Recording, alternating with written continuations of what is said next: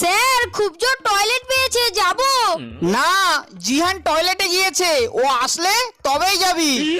জিহান তো অনেকক্ষণই গিয়েছে, কি জানি কি করছে। আয়।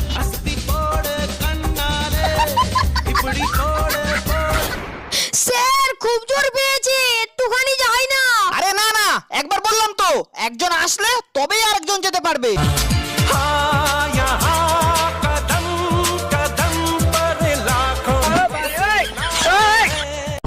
স্যার এবার কিন্তু টয়লেট চাপা যাচ্ছে না, প্লিজ যেতে দিন। আরে না না, ও আসলে তবেই যাবি, চুপ করে বস এখন।